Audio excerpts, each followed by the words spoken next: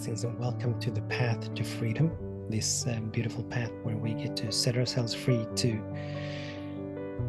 be in ever-expanding love and joy and peace and harmony and wholeness, to forever allow for greater and grander expressions of who and what we are to emerge, to soar, to shine, to glow in ways beyond our imagination.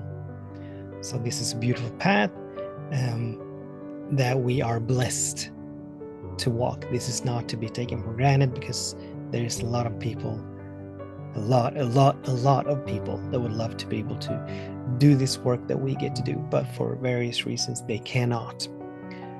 But we get to. We can, we get to.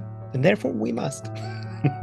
Therefore we must, for all those that would love to but are not able to. My name is Daniel Roquillo, and as always I'm deeply grateful and honored that you're choosing to join me, that you're choosing to participate, that you're choosing to tune in to this space of expanding our consciousness, of raising our vibration through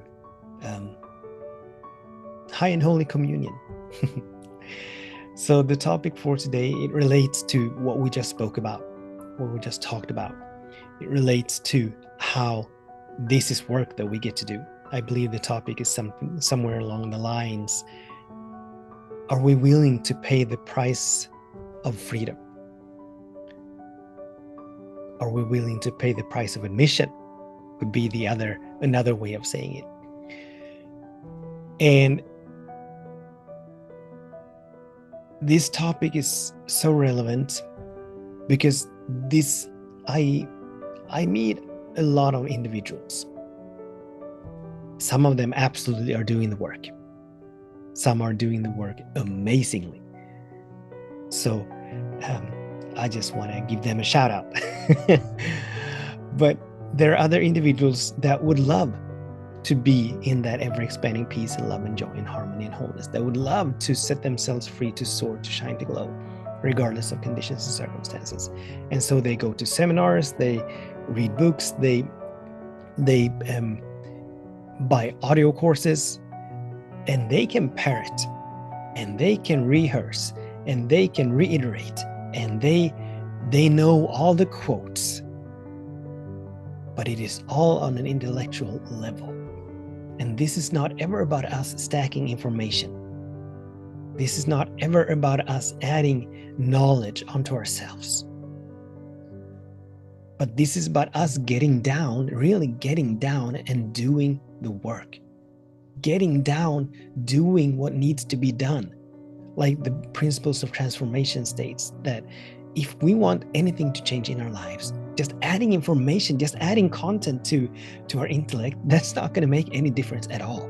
But if we want anything to change in our lives, we need to change.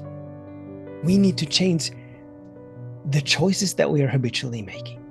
We need to change what we're turning our attention to. We need to change what we're buying into. We need to change our habits. If we want anything to change in our lives, we need to change. That's the first principle of transformation. The second principle of transformation states that unless we change, nothing is ever going to change.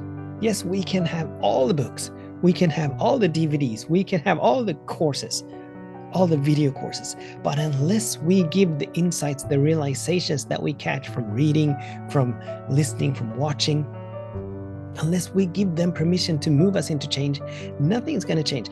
As long as we keep remaining the same old choices, as long as we remain the same as we've been for, I don't know, decades perhaps, more or less, nothing is ever going to change. And then the third principle of transformation states that when we begin to change, in that moment we make a new choice, in that split second that we make a new choice, everything begins to change. Because whenever we make a new choice, we're taking off in a new direction. The trajectory for our lives has now shifted, has now changed, which means that everything will begin to change. Kind of like when we're driving down a highway. It's not the best analogy perhaps to illustrate this, but let's go with it because that's what's coming through.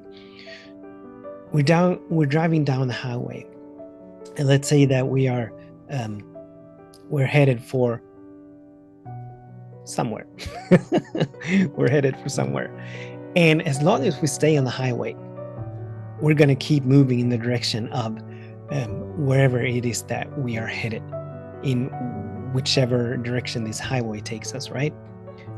But the moment we leave the highway, we're now on a different trajectory. We're now bound to see something different. We're now bound to experience something different than from driving on the highway. So, and it doesn't need to be a big 90-degree deviation from the highway. We do not need, just leaving the highway, and we can be going on a road that is now more or less parallel to the highway, but because it is not the highway, the scenery will be different. Our experiences will be different. And every single moment offers that opportunity to us.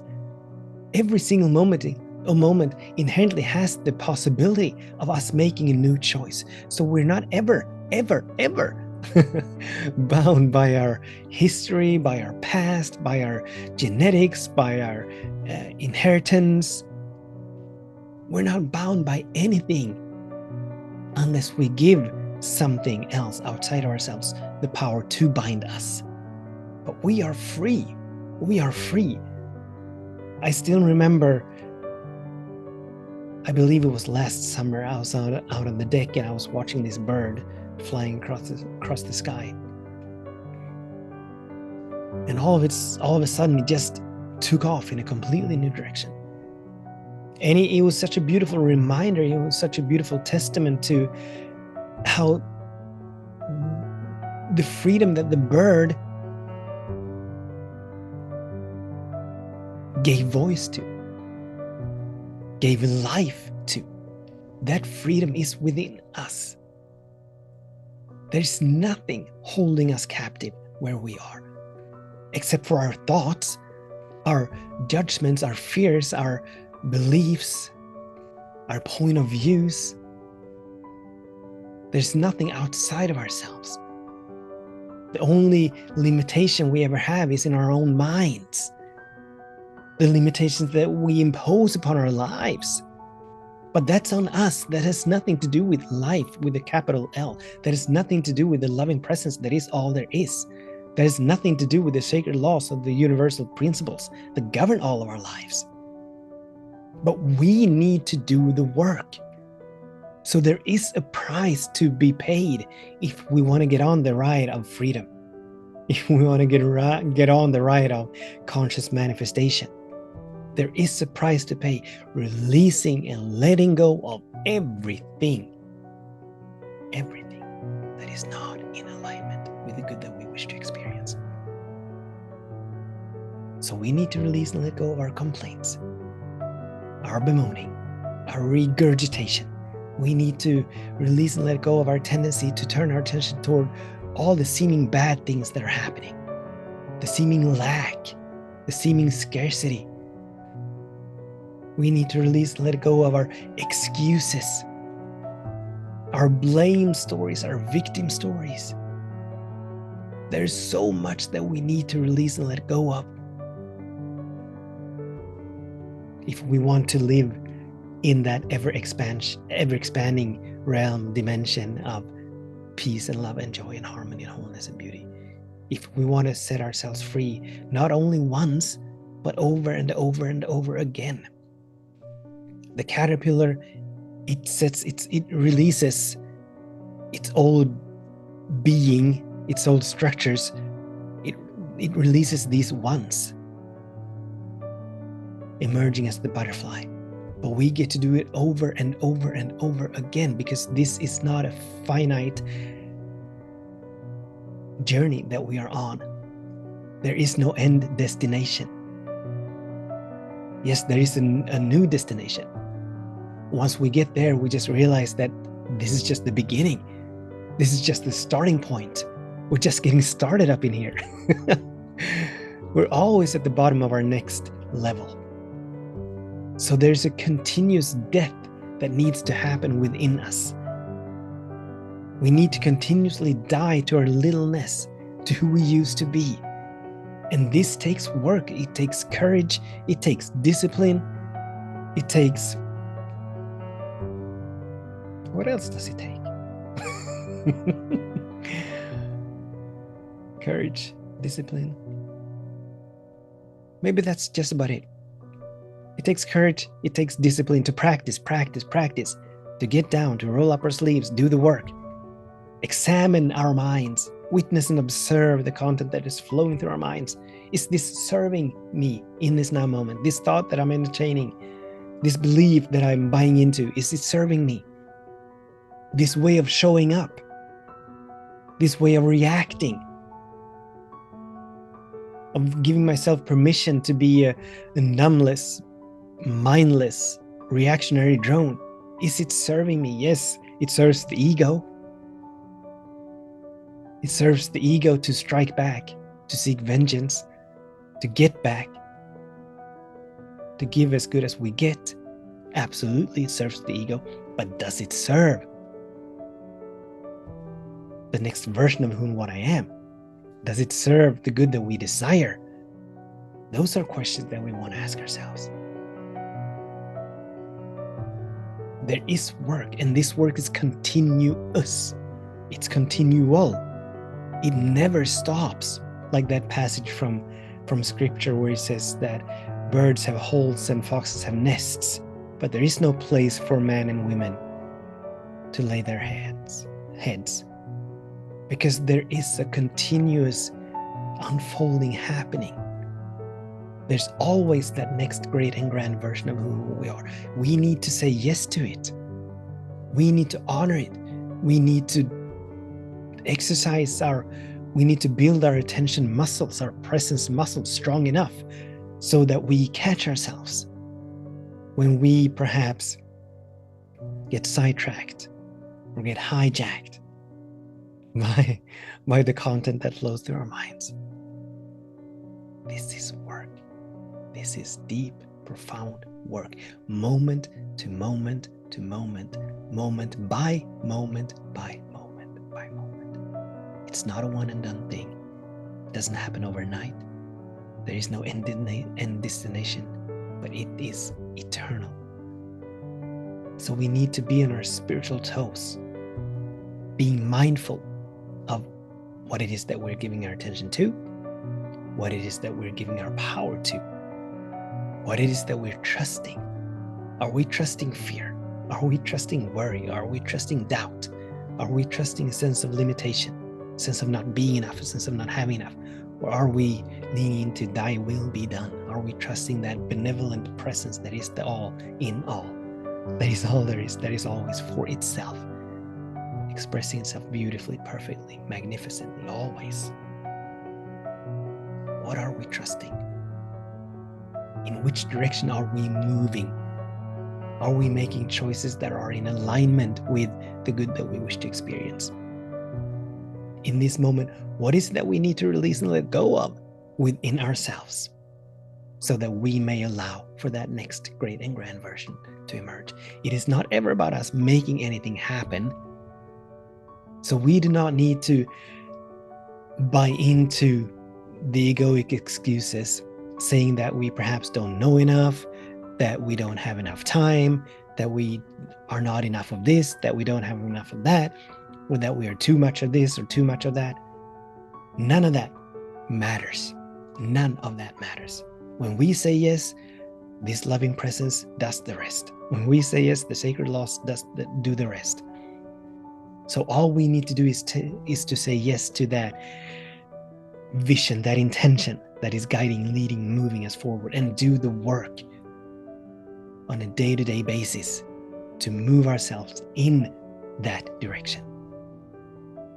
Continuously releasing and letting go of that which no longer serves, setting ourselves free over and over and over again. Releasing our attachments to judgments and opinions, thoughts as to what should and should not be. Embracing and allowing that which is. Coming back to the nowness of this moment over and over and over again. Coming back to the breath. Coming back to the breath.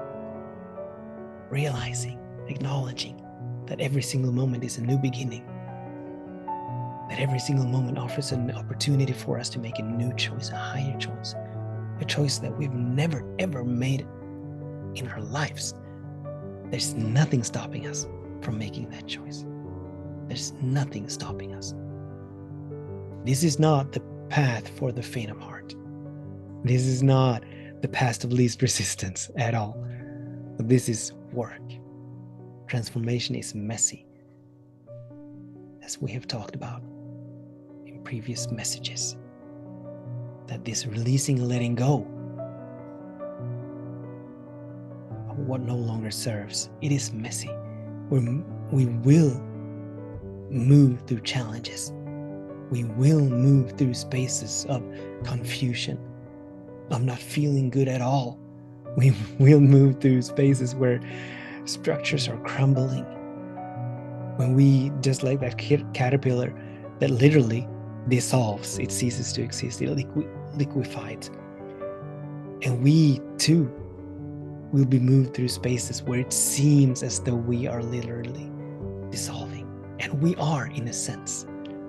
Not physically, perhaps, but we are dissolving who we used to be, so that who we will become may emerge.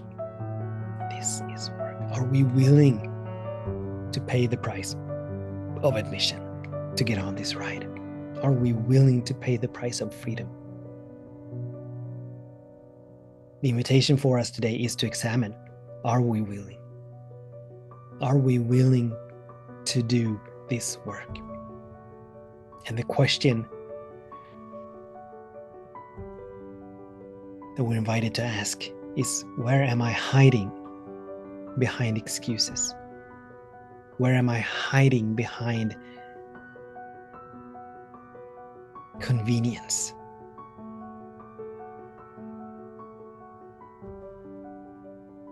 And the invitation beyond that is to step out of it, to release and let these go, so that we may set ourselves free.